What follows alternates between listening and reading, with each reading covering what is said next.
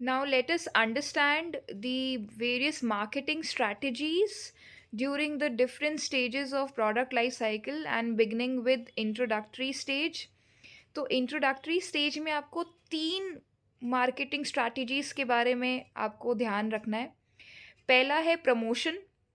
तो प्रमोशन की बात की जाए तो अ, एक हाई लेवल पे प्रमोशन किया जाता है to create awareness among the customers.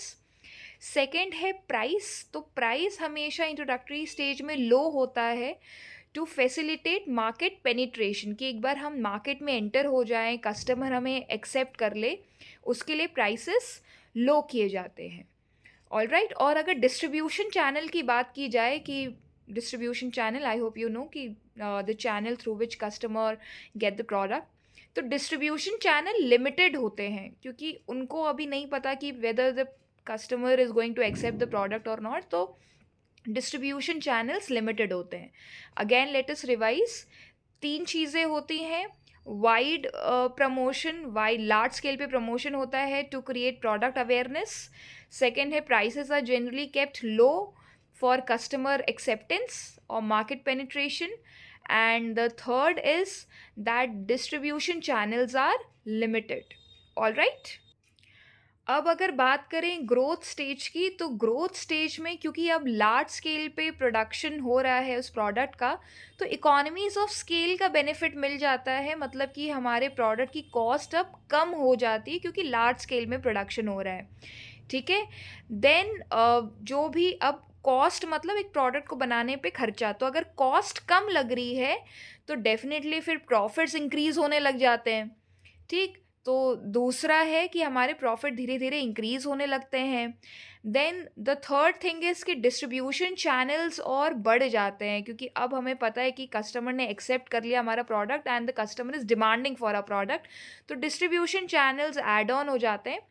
और क्योंकि अब कंपनी के पास पैसा आ रहा है, इतने प्रॉफिट हो रहा है, कंपनी के पास पैसा आ रहा है काफ़ी, तो वो जो पैसा बचता है उनके पास, उससे अब वो उसको इन्वेस्ट करते हैं रिसर्च वर्क में। तो वो अब प्रोडक्ट का डाइवर्सिफिकेशन कर रहे हैं, वो उसमें कोई नए फीचर ऐड कर रहे हैं या और अपने डाइवर्स करके नए नए प्रोडक्ट लाइन बना रहे हैं।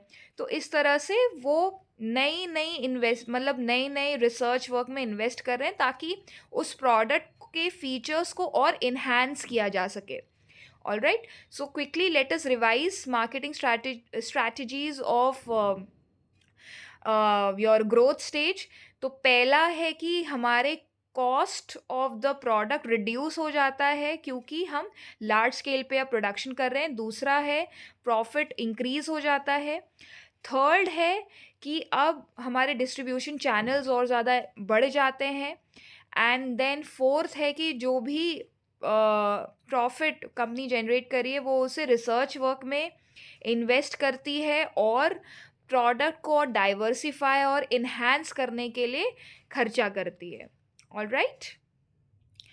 अब अगर बात करें हम मेच्योरिटी स्टेज में, तो हमें ऑलरेडी पता है कि अब यहाँ पे हमारे बहुत सारे कॉम्पिटिटर्स आ गए हैं मार्केट में। तो कंपनी की ये स्ट्रैटेजी रहती है कि जो उनकी लॉयल कस्टमर का जो सेगमेंट है वो हमसे बिल्कुल ना छूटे। उनको हम मतलब बेस्ट ऑफ सर्विसेज वो प्रोवाइड करते हैं, उनको बहुत अच्छी अलग से सर्विस प्रोवाइड करेंगे ताकि वो खुश रहें।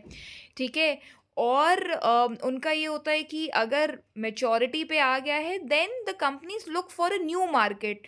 तो वो उनको लगता है कि यहाँ पे अब सैचुरेशन लेवल पे आ गया है, ज़्यादा यहाँ पे सेल नहीं हो रही है। सपोज़ कि लखनऊ में उनको लग रहा है अब हमारा प्रोडक्ट ज़्यादा बिक नहीं रहा है, अपना मेच्योरिटी स्टेज में आ गए, then they will try to shift the base to Kanpur. उनको लगता है कि कानपुर में अगर बेस शिफ्ट करेंगे क्या पता वहाँ ज़्यादा एक्सेप्टेंस मिल जाए।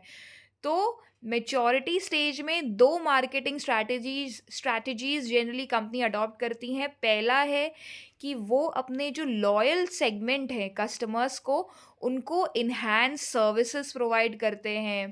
ठीक है। एक प्रोडक्ट की इमेज को रीबिल्ड करने की कोशिश करते हैं ताकि जो लॉयल सेगमेंट है वो उनसे बिल्कुल उनके हाथ से ना छूटे।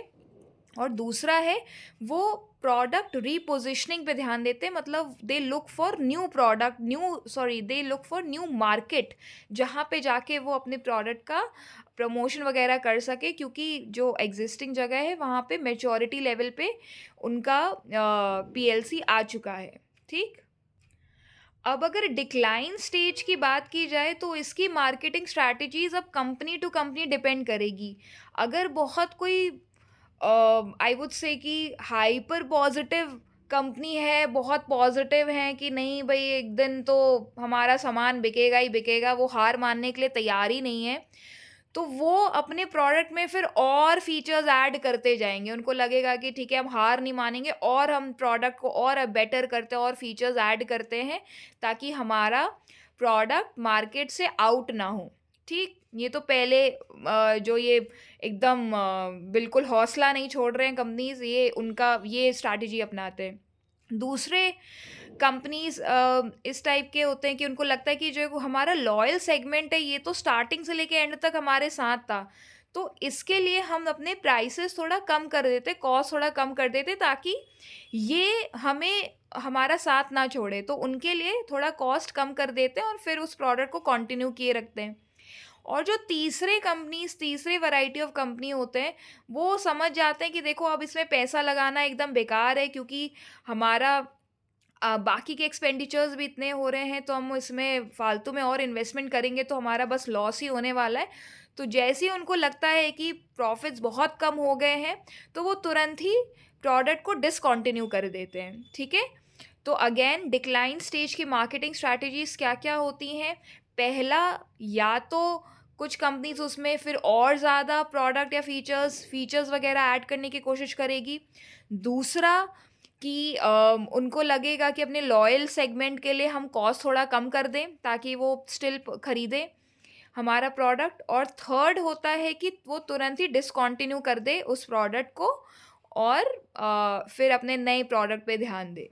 ठीक। So these were the marketing strategies of our introductory stage, growth stage, maturity stage and decline stage. ये बहुत इंपॉर्टेंट टॉपिक है, ना ही सिर्फ प्रैक्टिकल के पॉइंट ऑफ व्यू से but for your board exam as well, because ये marketing strategies हर बार आया हुआ है और डेफिनेटली बोर्ड में भी 100% चांस है कि इससे रिलेटेड क्वेश्चन आना ही आना है।